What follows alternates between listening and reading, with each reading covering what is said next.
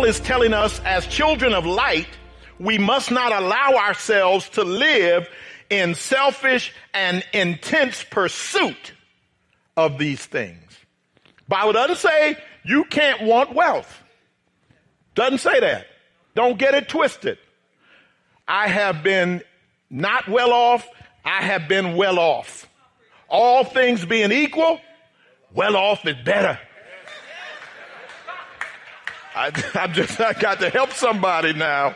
All things being equal, you're going to give me a choice, I'm over here on this side.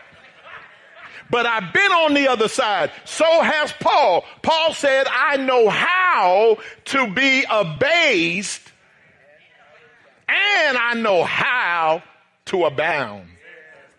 I mean, I know what it is to be broke. I know what it is to have ends hanging out all the time. They don't have to, say, I'm trying to get my ends to meet. No. When you get that other side, your ends hang out in constant fellowship. They always hanging out with one another over here. But here's the thing. Wealth is not sin. Just like people who don't read the Bible. Well, you know that Bible ain't right because the Bible said money is the root of all evil. The Bible doesn't say that. You need to read it and quit criticizing you never looked at. It says the love of money is the root of all kinds of evil. And it is absolutely 100% true.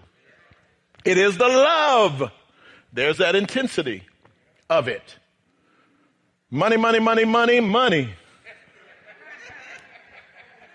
Those theologians, the LJs, told us about it. Money isn't the problem. Money is an excellent servant. It's just a horrible master. When you let your money drive you, it'll drive you straight to hell. The problem isn't the money. The problem is what you let it do. And so I need you to understand that what Paul says here is improper for God's children, God's holy people, is when we have greed, intense and selfish desire for something, especially wealth. Power, same thing. When you see somebody who is power hungry, who goes after, I want the top rung or else. And they don't care who they step on, who they lie on, how they cheat, how they get there. They got the crab mentality on steroids. I'll pull you down so I can get up. And when you see that in workplaces, when you see that in various environments where somebody always wants to clamor for the position where the power lies, that's dangerous. And God says, if you are one of my holy people, it's improper. I can give you wealth. I can give you power that you can use for my glory, but you can't be selfish and you can't have an intense desire. Your only intense desire should be to do my will. That's what I'm calling you to do here in the name of the Lord. According to this word, your intensity ought to be aimed at God. I gotta have the center of your will. I've been outside of your will. It's not fun out there. It's cold out there. It's isolated out there. I want to be in the center of your will. And that ought to be your heart's cry. The center of God's will. Lord, I want you to be happy with me at the end of the day. I don't want to have selfish and intense desire for wealth. I don't want to have that for power. I don't want to have it for food even. Good food is great, wonderful, but put it in its context and don't make it the end all. And so when the Bible talks about gluttony, about drinking or eating, it is when you have intense and selfish, inordinate desire. As I'm in this case here in my 60s, I said, Lord, I don't want to keep on the yo-yo. I've had my whole adult life up and down weight-wise. And I said, Lord, now I want to land in a place and learn how to not go back up. I want to go there, and I want to go to the place that I have in mind to go, and then I want to stay there. And so I'm teaching myself right now just what are the little subtleties that will keep me from ballooning back to where I have been and am tired of. I have given away those clothes, and I ain't trying to buy no new ones. I'll tell on me so you can be comfortable. You see, I'm telling on myself. Oh, bless the pastor. Okay, yeah, pray for me, because some of y'all don't know what it's like. But there are some of us here that I won't call them out, but there are others of people here who know exactly what the pastor is talking about. There are some people in here who could tell you, I know what it is to be big. I know what it is to be in my right size. Right size is better, because you don't have to pray to go to the closet. See, y'all, can we talk? When I got to a certain size at the height of this pandemic, I was so frustrated with this new life. I hated these masks. I hated the separation. I hated those months of preaching to a camera. Oh my God, I couldn't stand it. Oh, I hate this. This is not. And food said, come unto me. I am the only one, and the refrigerator was my constant companion. Frustrated with these new changes and all that. Couldn't travel. All my travel left, all that stuff. I stayed home. Y'all remember when it set in March of 2020? I had to start preaching to a camera. I said, this isn't church. Preaching to a camera, March, April, May, June, July, August, September. I was near suicidal. I had to preach for one of the pastors I cover in the young men, Jeremy Dixon, and I preach for him annually as the church celebrates his anniversary. And so they said, you coming down to preach Pastor's anniversary? I said, yeah, I'll be there. And you know, they still hadn't given us real license to travel. Some folks were taking necessary trips and all that. And I said, I just got to get out of Northern California. I'm going to lose my mind. Because they wanted to know, was I going to send them the message on video? I said, no, I'm sick of that camera. And I will get in my car and I will drive down 5. If COVID's on 5, I'll just pray. Oh, God. I drove all the way to Inglewood. And they got family there. His wife is my niece, and then his family, all that. And they had a few necessary people in the sanctuary, and I preached. So I did what I could have done in our sanctuary, but I just needed to do it in somebody else's. I was sick of this. So I went there and I preached to the camera and a few folks in there, and they said, hey, man. And then they made it sound a little bit like church. And so we did the best. And then after a while, I saw my family and I wanted to hug them. I said, I can't hug them. This is the first month we were all petrified. We didn't know what we could and couldn't do. I got so upset, I just got back in my car and drove back home. I texted them. I said, I want to hug y'all so bad. I'm sorry that I'm going. I can't do this. And I drove back that same day. But the fact is, food was with me the whole time. All through the pandemic. So go up to January, New Year's Eve, coming into 2022. We now are approaching, we're just a couple months from the second anniversary of being, in pandemic world. And I was the heaviest I have been in my life, New Year's Eve of 2021 going into 2022. I had never been at that weight. If you recall, I said to the church, here's what I believe we should do as we move into 2022. I want you to ask and answer 2 questions for yourself. The first is, what do you want to experience or accomplish by the end of this year, December 31st, 2022? What do you want to do in those 12 months? What do you want to have experienced or accomplished? I asked the whole church to think about that. I said, that'll help you set your short-term goals. And then I said, second question is, I want you to think now, what do you want to experience or accomplish by the end of 2029? Meaning when we're getting ready to go into the decade of the 30s. If the Lord gives us life, spares our lives, what do you want to experience or accomplish as you're on New Year's Eve getting ready to go into 2030? I said, that'll help you set your long-term goals. Short-term this year, long-term toward the end of the decade. Remember, I challenged everybody to do that. And then I got home and I said, wow, that's good, that's good. And the Holy Spirit said, okay, so what's your answer? I said, you want me to answer that? I said, that's easy. I got to get this COVID weight off. And I sense the Holy Spirit says, yeah, that's a good idea. What you going to do? And that's when I said, okay, I got to get in the right headspace. For me, it's different for y'all. And greed's never been a problem for some of y'all in any area. But for me, because of the headspace I went into in the pandemic, I wasn't thinking. I've always known how to yo-yo, get down to a weight I need to get down to, and then I balloon back up. But my headspace, I wasn't ready to get down there and stay. Don't go away. The second half of Pastor Paul Sheppard's message is coming right up. But we want to thank all of you who support Destined for Victory with your prayers and financial support, gifts that help Pastor Paul share the joy of the gospel message with a growing audience. Destined for Victory is supported entirely by friends like you, so please prayerfully consider making a generous gift today. Give online safely and securely from our website, pastorpaul.net. That's pastorpaul.net, or simply give us a call at 855-339-5500. Again, the number, 855-339-5500. Greed isn't just about money. A person can be greedy for power, for attention, even for the last piece of apple pie. Here's Pastor Paul with the second half of today's Destined for Victory message, Living as Children of Light. The first 9 days of 2022, I was wrestling and counting the costs and doing my work of intense self-talk and all the stuff I've learned to do.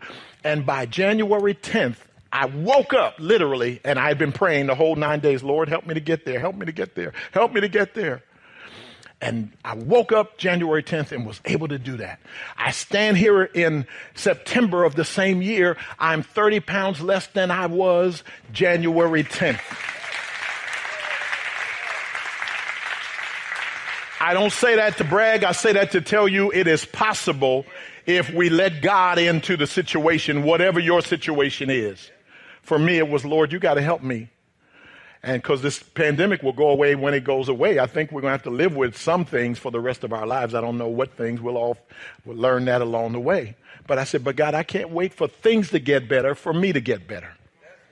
And I'm sick of it, of this yo-yo, and so help me to get there. And I'm 30 pounds down. I got more I want to do. But I'm learning lessons. I don't need to lose it quickly. I just need to lose it permanently. So I'm learning lessons. I'm learning my patterns. I'm learning my triggers. Y'all, I'm talking about me so you can think about you. I hope you get that. This is not just a testimonial. I'm giving you an opportunity to think about your life. Where have I been greedy? Has it been a lust for power? Has it been a lust for wealth? Have I spent so much time trying to make a living and get to the next economic rung of the ladder that I'm not making a life? Some people are all about making a living. I got to get my income to the next level. Good, in its proper place. But do it right. Do it for the right reasons. Do it in the right way. Do it for the glory of God. Then you can pray about it. I had to pray about getting these 30 pounds off, and I'm praying about getting the rest off. Lord, help me to learn the lessons. I got to learn my triggers, because emotional eating is easy for me to go into. I know how to do that. Emotions can trigger some stuff, and next thing you know, you're grabbing for something that you know is not going to get you to your goal. I even have learned to give myself intentional pre-planned times of eating whatever I want. I'm talking about me. Some of y'all can eat grass all day, every day, and be fine. Don't judge me. That's all I got to say. Oh, I just grab an alfalfa sprout and I'm just fine. Yeah, no, that won't work for the brother.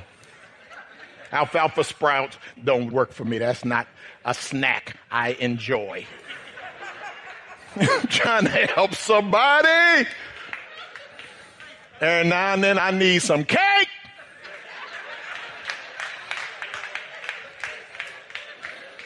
And don't y'all judge me. Pastor, get your eyes on your plate. What you looking over here at my plate for? I got what I want on my plate. I'm trying to help you work through this thing to understand whether it's your lust for power, your lust for wealth, or your lust for food. Greed is an intense and self-centered desire. You can want money, but you can't let money have you. You can have the money, but you can't let the money have you. So don't climb the ladder of success only to find out it's leaned against the wrong building. Your priorities have to be to do the will of God, to love and support the kingdom, and to take care of your family in a reasonable way while you're first prioritizing the kingdom. Seek first the things that matter to God. And then what he will do, he'll bless you on the backside of that. And we've got to understand that. That's not going to change. It's in the Word of God. It's going to be there until Jesus comes again. So seek first his kingdom. That'll keep your desires from being selfish when you are God-focused. Lord, are you glorified by the way I'm eating? Are you glorified by the way I'm handling my money matters and my money priorities and desires? Are you satisfied by the way I'm going after positions that some of which have power are not wrong, but if I'm going to use it for God's glory? Daniel, God gave him a position in a pagan country. And he and Shadrach, Meshach, and Abednego were powerful young men in a pagan society. God's not against power. It's just that when the king loses his mind and builds an idol and commands everybody bow to it, you say, no, I'm a child of light. That's darkness. I'm not bowing. And they stood tall while other people bowed. And you know the story. Nebuchadnezzar heard about them because there's always a snitch somewhere. There were snitches in the Old Testament. There are snitches today. There's always somebody that while they bowing, they looking around. You know you got them in your family. You got them on your job. Ooh. And then they go run to the king. You know who didn't bow? 4 of your top men. Called them in. Called in Shadrach, Meshach, and Abednego. I heard y'all didn't bow. That's right. Well, okay, I'm going to give you another chance. Clearly you forgot or something, because normally I can count on y'all, but you forget. They said, we are not slow to answer you. It's a priorities thing. We're not slow to answer you. The God we serve is able to deliver us out of your hands. But if not, we still won't bow because we're children of God. I know who I answer to, and it's not Nebuchadnezzar. You ought to know who you answer to. And it's not to anyone but God. At the end of the day, Lord, are you pleased with this? Whatever the it is in your life. And let me show you something from the Word. Go to the Gospel of Luke, chapter 12. I want to show you especially about our pursuit of money, because we're such a materialistic society. Luke 12, beginning with verse 13. Someone in the crowd said to Jesus, "Teacher, tell my brother to divide the inheritance with me." Jesus replied, "Man, who appointed me a judge or an arbiter between you? That's a family dispute. What you putting me up in it for?" Then Jesus said to him, "Watch out. Be on your guard against all kinds of greed." There it is. What did Jesus say to everybody who was watching? Watch out. Be on your guard against all kinds of greed. And then look at the principle he gives. A man's life does not consist in an abundance of possessions. The ground of a certain rich man yielded an abundant harvest. He thought to himself, "What shall I do? I have no place to store my crops." Then he said, "This is what I'll do. I'll tear down my barns, build bigger ones, and there I will store my surplus grain. Then I'll say to myself, you have plenty of grain laid up for many years. Take life easy, eat, drink, and be merry." But God said to him, "You fool." You know when God calls you a fool? There's no doubt. You know, your boys can call you a fool and they cracking up. When God calls you a fool, he's not laughing. You fool, this very night your life will be demanded from you. Then God says, then who will get what you have prepared for yourself? This is how it will be, Jesus went on to say, with whoever stores up for things for themselves, but is not rich toward God. Whether it's money or talent or time, it's not how much you have, it's what you do with it.